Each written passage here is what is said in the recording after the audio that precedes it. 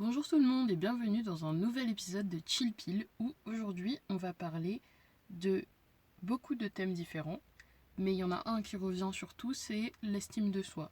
Donc c'est pour répondre aux questions de Chlo, Soso, Émilie, Mimi, Adèle U et Yari. Donc on va parler de thèmes concernant la motivation, le bonheur, etc. Et aujourd'hui, j'ai choisi de me focaliser sur l'estime de soi parce que ça revient vraiment énormément et je me dis que c'est très important pour pouvoir mener à bien sa PCS et en règle générale sa vie.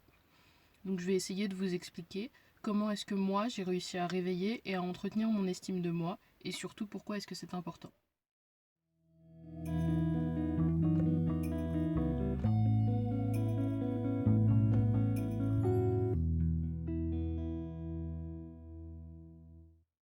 Alors, premièrement, l'estime de soi, qu'est-ce que c'est?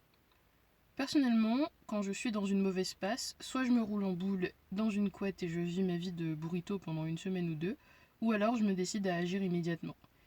Et pour moi, agir, ça veut dire faire des recherches. Donc au moment où je me suis rendu compte que j'avais un gros problème de confiance en moi, j'ai regardé un peu sur internet, sur YouTube, j'ai cherché des informations et je suis tombée sur une super vidéo de la chaîne Et tout le monde s'en fout, qui est très bien construite et qui explique beaucoup de choses. Donc je vous mets le lien en barre d'infos, elle dure que 5 minutes si vous avez envie d'aller voir. Mais globalement, de cette vidéo, j'avais retenu un truc. L'estime de soi, c'est 3 choses. L'amour de soi, l'image de soi et la confiance en soi. Et donc à partir de là, j'ai commencé à faire des recherches sur ces 3 choses. Et la première information importante à retenir, c'est que l'estime de soi, c'est totalement différent de l'ego. Avoir un peu d'ego, c'est bien. En avoir trop, c'est très mauvais. Et donc avoir un ego surdimensionné, c'est penser qu'on est supérieur aux autres. Alors qu'avoir une bonne estime de soi, c'est reconnaître sa propre valeur et accepter que l'autre aussi a la même valeur que nous, même s'il est différent. Donc, en d'autres termes, personne ne vaut mieux que vous et vous ne valez mieux que personne. Pourquoi est-ce qu'on a une estime de nous qui est basse? Ça, c'est le deuxième point. Parce qu'on passe notre temps à se comparer aux autres. Ça vaut pour les hommes et pour les femmes. Parce qu'on passe notre temps à penser qu'on vaut beaucoup moins que les autres, sous prétexte qu'ils correspondent plus aux standards de la société que nous. En PACES, c'est plus particulièrement dû au fait que vous avez dû changer brutalement d'environnement, avec un droit à l'erreur qui est hypothétiquement nul. Au lycée, vous étiez un minimum encadré, et on vous disait quand ce que vous faisiez était bien ou mal, et vous aviez la possibilité de faire des erreurs et d'être corrigé pour vous améliorer par une personne de référence qui avait pour rôle de vous ouvrir la voie. Alors qu'à la fac, vous pouvez faire ce que vous voulez, personne n'appellera vos parents pour dire que vous avez raté un cours, et presque personne ne pourra vous assurer que en fait, la méthode que vous utilisez est bonne. Sans parler du fait que pour la plupart, vous allez devoir apprendre à vivre seul, et tous ces moments représentent des opportunités pour vous de douter de vous, de savoir si vous faites bien les choses ou pas, et vous allez faire beaucoup d'erreurs et c'est vraiment pas rassurant. Donc à tout cela, on peut ajouter aussi le fait que depuis que vous êtes petit, vous avez besoin de la reconnaissance de vos parents, ou du moins des gens qui comptent pour vous. Vous avez besoin de les rendre fiers. Et c'est pour ça que vous voyez souvent les enfants appeler leurs parents pour leur montrer des trucs incroyables du style sauter du trottoir sur la chaussée ou descendre le toboggan. Et par rendre fier, j'entends faire le moins d'erreurs possible, respecter les règles et tout bien faire. Cependant, il faut savoir quelque chose d'important, on est à travers nos parents. On n'en est pas une extension. Autrement dit, une fois qu'on est né, on a notre propre vie et on est d'abord leurs enfants, puis si l'ordre des choses se passe assez bien, on grandit pour devenir leur égaux. Enfin, leurs égaux dans le sens on devient aussi des adultes, et évidemment ça ne leur enlève rien à leur expérience, puisqu'ils ont vécu plus longtemps que nous. Mais bon, c'est ma propre interprétation de ce qui se passe quand on passe de l'adolescence à l'âge adulte, et c'est vraiment une transition compliquée, et y ajouter une expérience comme la PACES, ça rend vraiment pas les choses aisées. Donc finalement, on peut comprendre qu'une mauvaise estime de soi vient du fait que l'image que l'on a de soi est beaucoup trop éloignée de l'image que l'on aimerait renvoyer. Et cette image que l'on aimerait renvoyer, est-ce que c'est la nôtre? Ou est-ce que c'est une image un peu trop parfaite et qui en fait ne nous ressemble pas du tout? Et qui correspond à l'image que les autres voudraient que nous on renvoie. C'est un peu compliqué à comprendre, mais à partir du moment où on se pose les bonnes questions, on se rend compte que finalement, y a plein de trucs qu'on veut faire et qu'on veut faire pour les autres et pas forcément pour nous. Donc maintenant, comment est-ce qu'on pourrait améliorer notre estime de nous? La première chose, ça va être de prendre conscience du fait que l'estime qu'on a de nous est basse. Est-ce que vous vous trouvez médiocre, sans intérêt ou moche? Est-ce qu'il vous arrive de vous critiquer souvent et de manière peu amicale? Si la réponse à la plupart de ces questions est oui, alors vous avez une mauvaise estime de vous. Et si vous doutez toujours, en vous demandant si vous avez une mauvaise estime de vous ou pas, est-ce que vous laisseriez quelqu'un vous traiter de la façon dont vous vous traitez vous-même? Encore une fois, si la réponse est non, alors vous avez une mauvaise estime de vous. Mais pas de panique. C'est tout à fait rattrapable parce que l'estime de soi, ça se construit et ça s'entretient. Alors, comment faire? Premièrement, ça va être de prendre conscience que la vie est courte. Pas de manière exagérée non plus, je vous dis pas que vous allez mourir demain, pas du tout, c'est pas ça. Ce que je veux dire, c'est que je vais vous expliquer comment est-ce que moi, à partir de ce raisonnement-là, j'ai fait pour construire et entretenir mon estime de moi. J'aime énormément les podcasts. C'est super utile et ça permet d'emmagasiner un maximum d'informations en un minimum de temps, tout en faisant autre chose. Du coup, c'est là que j'ai fait la plupart de mes recherches pour mon développement personnel, et un jour, je suis tombée sur un épisode très intéressant qui parlait de la durée de vie et du peu de contrôle qu'on a dessus. Je vous explique.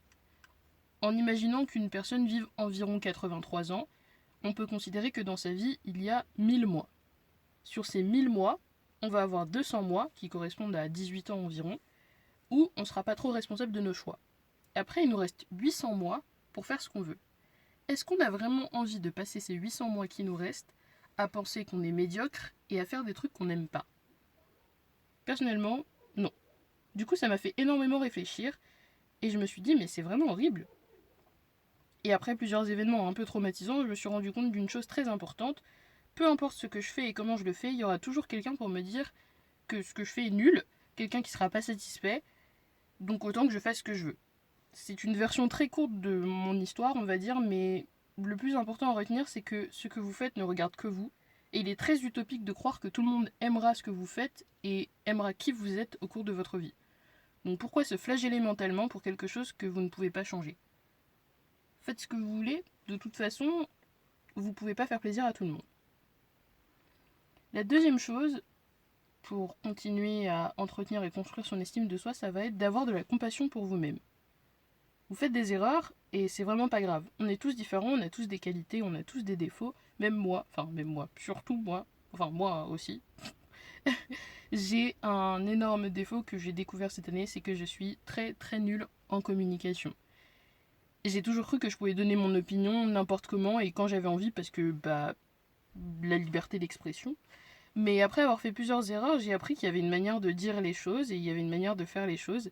Et c'est bien parce que j'ai échoué dans plusieurs de mes devoirs de CM à communiquer avec des gens autour de moi que je me suis rendu compte de ça.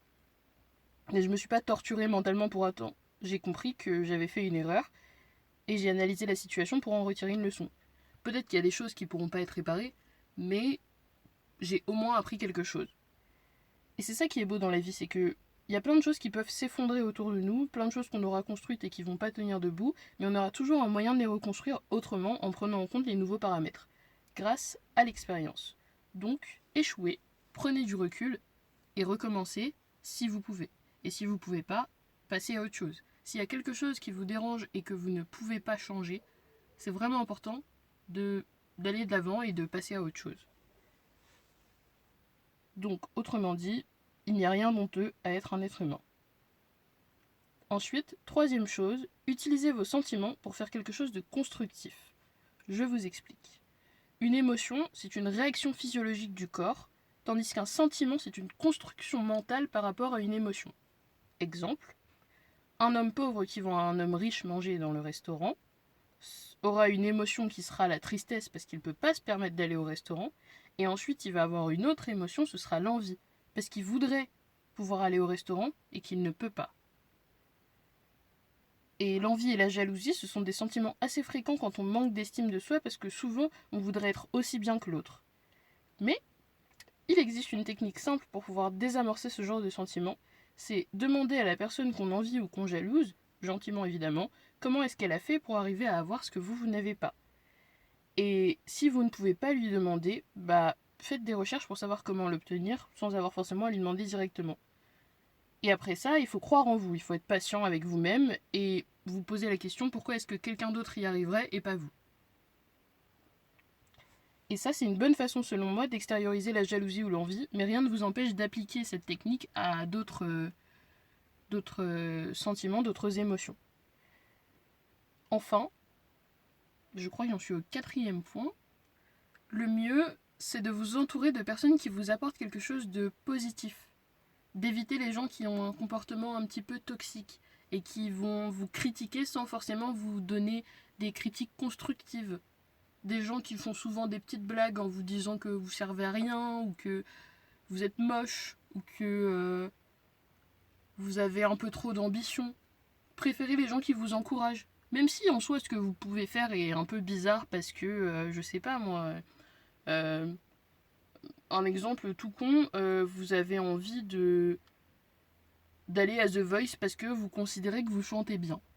Bah moi je préférerais avoir un ami qui me dit bah voilà tu t'en sors pas très bien, mais peut-être que si tu t'entraînes bah ce sera mieux et peut-être que tu pourras y aller, plutôt que quelqu'un qui me dit ah non mais t'es vraiment nul ça sert à rien, ou quelqu'un qui me dit ouais bah vas-y alors que peut-être que j'ai besoin d'un peu plus d'entraînement et que cette personne qui me dit vas-y bah elle a pas forcément envie de me blesser. Bon après ce sont pas des gens qui sont méchants. Ce que je veux dire c'est que il y a des gens qui ont un comportement, on va dire, plutôt approprié et d'autres qui, sans pour autant le savoir, ont un comportement qui est un petit peu destructeur sur nous. Et le mieux, c'est du coup de faire confiance à ce que vous ressentez et de vous dire, bah voilà, quand je suis autour de cette personne, je me sens pas trop bien pour telle ou telle raison. Et à partir du moment où on est dans un environnement et donc entouré de gens qui nous veulent que du bien et qui nous apportent des bonnes choses, bah forcément on se sent beaucoup mieux. Donc en conclusion, il y a tellement plus dans la vie que la vie des autres, et avoir une jolie maison, une grosse voiture, plein d'argent, des abdos, des vêtements de marque, des bonnes notes, un nez parfait, tout ça, on se demande beaucoup comment s'aimer, mais on se demande pas assez pourquoi est-ce qu'on s'aime pas comme on est. On est plein de défauts, c'est vrai, mais on a aussi plein de qualités et plein de belles choses.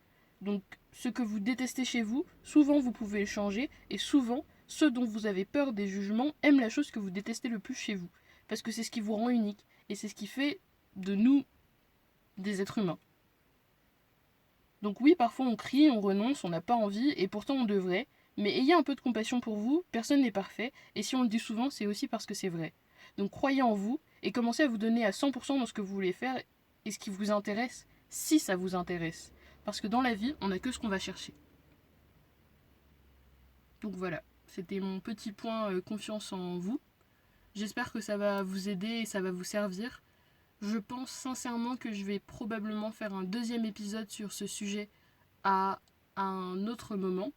Parce que là c'est un peu compliqué, j'ai aussi des partiels à passer. Mais voilà, ça vous fait un petit point sur lequel réfléchir et vous dire peut-être que finalement, bah, je suis une bonne personne. Peut-être que finalement, il n'y a rien qui cloche chez moi. Et en général, c'est le cas. Donc je vous souhaite une bonne journée, une bonne soirée, je sais pas moi, un bon déjeuner ou petit déjeuner. Et je vous dis à bientôt.